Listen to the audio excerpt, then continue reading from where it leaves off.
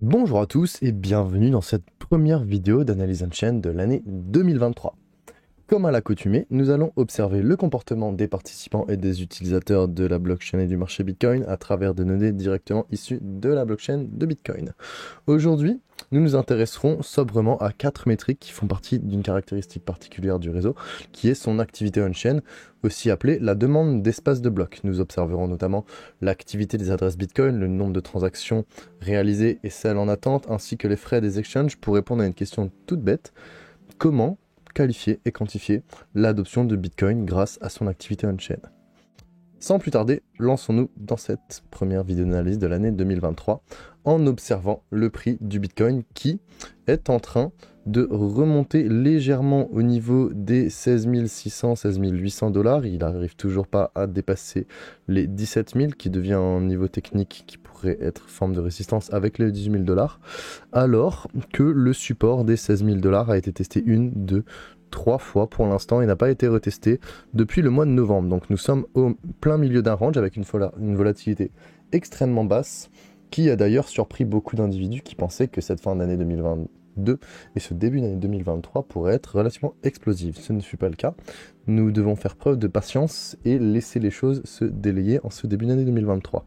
Intéressons-nous tout de suite à la première métrique et réfléchissons ensemble à comment mesurer l'adoption du réseau Bitcoin. Eh bien, nous pouvons le faire par différentes métriques, notamment le nombre d'adresses actives sur le réseau. Une adresse active est considérée active, une adresse Bitcoin, pardon, est considérée active si elle réalise plus de 2 transactions qui ont été valides par jour. À partir de ce moment-là, nous pouvons observer un rythme de croissance qui est mouvé par les cycles de marché. On peut voir une énorme croissance du nombre d'adresses actives durant la jeunesse de Bitcoin, notamment durant le bull market de 2016-2017. Et ce qui est très intéressant de voir, c'est que cette métrique marque très bien depuis lors la fin des cycles haussiers avec un fort désengagement des utilisateurs. On voit bien ici des adresses actives qui tournent autour d'à peu près 1 million et qui redescendent en l'espace de quelques mois à 500 000, donc une chute de moitié de l'activité des adresses Bitcoin sur le réseau, ce qui indique bien la présence d'une perte d'engagement et d'intérêt des participants pour le règlement transactionnel monétaire qu'offre Bitcoin. Donc une perte d'utilisation, une perte d'engagement, une perte d'intérêt de la part non seulement des spéculateurs et des investisseurs, mais aussi des utilisateurs de la chaîne, qui nous montre bien qu'il y a une forme d'abandon, d'une certaine manière, de la chaîne lors des marchés baissiers. Nous pouvons voir la même dynamique d'ailleurs se former en mai 2021, avec à ce moment-ci environ 1,2 million d'adresses actives, pour ensuite avoir une chute jusqu'à 860 000 adresses actives environ. Ce qu'il est intéressant de noter, c'est que nous avons une forme de canal haussier d'activité qui est en train de se mettre en place depuis environ la fin du marché baissier de 2014-2015 et qui nous montre que l'activité on-chain, l'activité des adresses Bitcoin, bien qu'elle chute fortement durant les marchés baissiers et qu'elle puisse rester à des niveaux très bas relativement au marché haussier qui a précédé, eh bien, elle ne fait qu'augmenter à travers le temps, ce qui est donc bien un signe d'adoption qui montre qu'il y a des adresses Bitcoin actives de plus en plus nombreuses. On aurait pu seulement mesurer le nombre d'adresses Bitcoin sur le réseau, sauf qu'une adresse Bitcoin peut ne pas être réutilisée. D'ailleurs, il est recommandé de ne pas réutiliser une adresse Bitcoin quand vous faites des transactions entre des partenaires ou même au sein de vos propres UTXO. Il est donc plus pertinent d'observer les adresses qui sont actives et on voit bien ici qu'il y a une croissance d'abord très forte, puis ensuite qui est en train de ralentir, mais c'est un ralentissement qui est tout relatif parce que nous sommes quand même actuellement, alors que nous sommes au très fond du marché baissier, nous sommes à peu près à 830 000, 837 000 adresses Bitcoin actives sur le réseau, ce qui est quand même conséquent. Bien que nous soyons à l'intérieur d'une forme de tendance baissière de cet indicateur suite à la chute du prix et à la débâcle de FTX, nous restons à l'intérieur de ce canal d'activité de marché baissier et nous voyons bien que l'adoption mesurée par cette métrique est en hausse. Deuxième métrique qui offre un point de vue très similaire, cette fois, nous observons le nombre de transactions réalisées sur le réseau, le nombre de transactions validées par le réseau, ajusté par entité. Ce que cela veut dire, c'est qu'au lieu d'observer le nombre de transactions simplement par chaque adresse Bitcoin. On regroupe des adresses Bitcoin qui sont probablement liées à une même entité, ce qui nous permet d'avoir un signal plus clair de ce qui se passe sur le réseau, parce qu'on n'est pas seulement en train d'observer une myriade d'adresses, mais on arrive à regrouper des comportements et du coup à diminuer le brouillard du signal, si je puis dire, en regroupant les adresses par entité. Et en observant ce nombre de transactions ajustées par entité, on tombe sur une dynamique très similaire à celle des adresses Bitcoin, qui nous montre bien qu'il y a une corrélation, une corroboration entre ces deux indicateurs. Encore une fois, nous avons une forte croissance durant la jeunesse du Bitcoin, avec une extrême chute au niveau du marché baissier qui a commencé en décembre 2017, et quelque chose de très similaire ensuite ici en janvier 2021.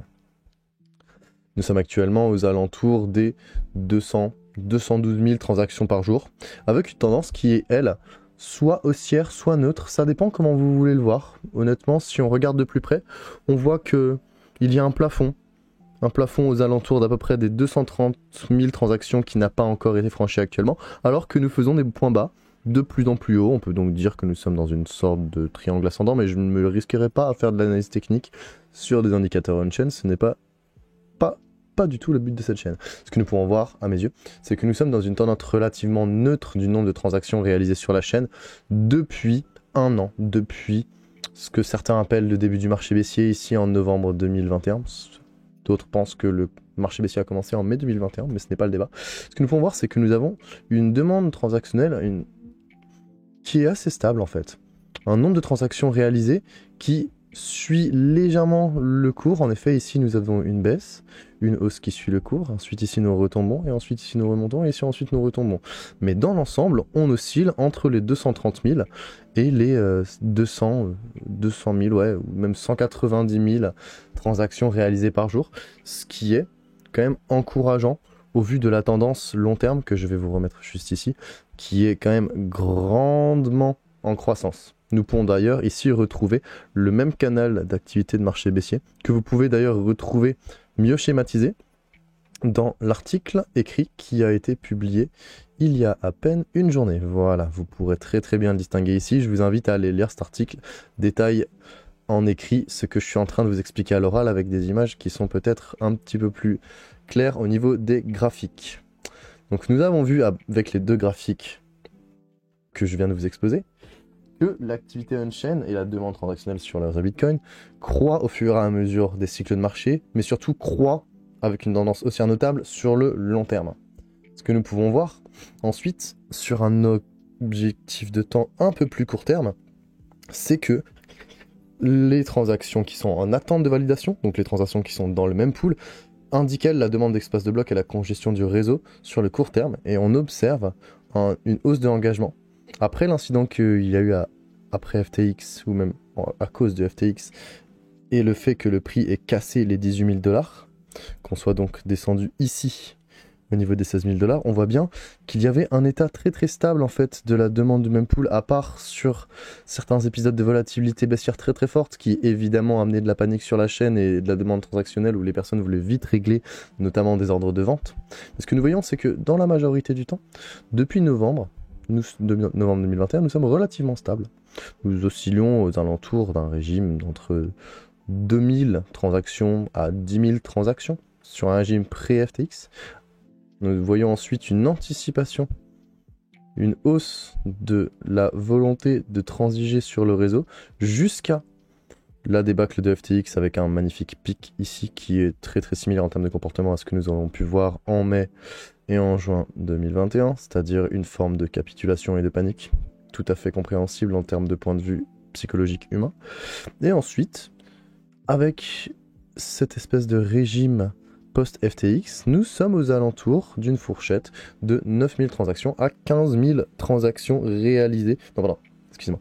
9000 transactions à 15 000 transactions en attente de réalisation, en attente de validation sur le réseau. Ce qui nous montre bien qu'il y a pas forcément une congestion dans l'état actuel des choses, mais qu'il y a une forte demande transactionnelle et que de plus en plus de personnes souhaitent réaliser des transactions et sont sur la file d'attente, sont donc à même de payer de plus en plus de frais pour voir leurs transactions être inclus dans le bloc le plus rapidement possible. En parlant de frais, Cela nous amène à la dernière métrique de cette vidéo, qui est les frais des exchanges. Ce sont en réalité les frais de transaction payés par les utilisateurs aux exchanges pour voir leurs transactions incluses dans le prochain bloc, parce que du coup, comme ils n'utilisent pas leur propre nœud, ils utilisent le nœud de l'exchange ou les nœuds des exchanges en question, et cela est un service qui demande rémunération en certains cas. Il est indicateur du désir d'achat et de vente sur les exchanges. Et ce qui est important de voir, c'est qu'il a tendance à être très important et très prononcé. La croissance de ces frais a tendance à être très prononcée lors des marchés baissiers.